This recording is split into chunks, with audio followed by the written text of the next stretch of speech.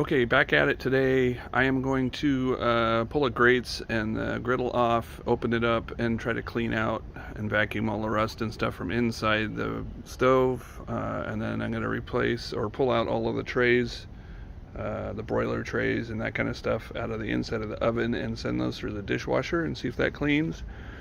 And probably pull the knobs off and soak those and see if I can get those to clean up. They look like they'll probably clean up pretty well once they're soaked.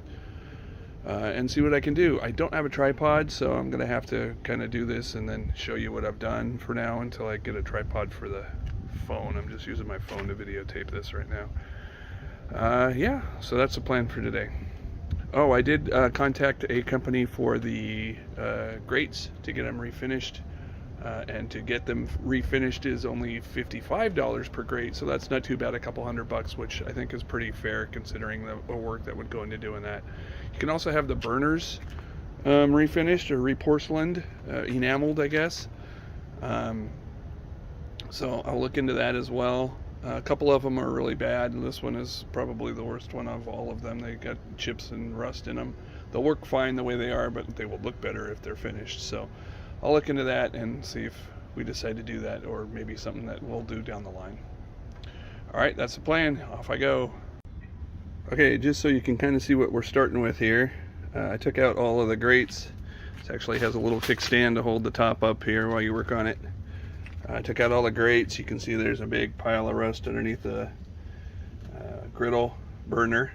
The burners come out fairly easily. Actually, the griddle burner came out when we were moving it. It came apart in the trailer, so luckily we caught that before we lost any parts.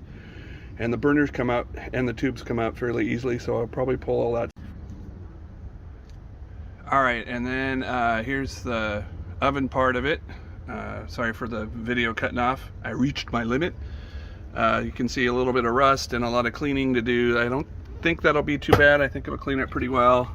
This is kind of rusty down here. I also noticed, I think there's mouse poopings down here, so we've had a critter in here at some point. So that'll all get cleaned up, and then I've got a whole pile of stuff over here that I'm going to send through the dishwasher to get the preliminary cleaning done on that, and then we'll go from there. Okay, so I pulled all the burners out, as you can see. That gives me better access to vacuum this all out and then eventually clean it with something. I don't know if oven cleaner or what. We also pulled all the knobs so we can soak those. I will take that front panel off eventually, but the screws that hold it in are kind of rusty, so I want to soak those. The valves themselves need to be cleaned out, so I'll have to take the front off so I can get at the valves. And now let's start the vacuum. Alright, so I vacuumed it out and got as much of the junk out of it as I can, cleaned up a little bit. And then I got curious, so I took a little bit of Simple Green and I just did this one little section right here, and it cleaned up really well considering it was just Simple Green and a Scotch-Brite pad. So a little bit of elbow grease, I think this will be looking a whole lot better.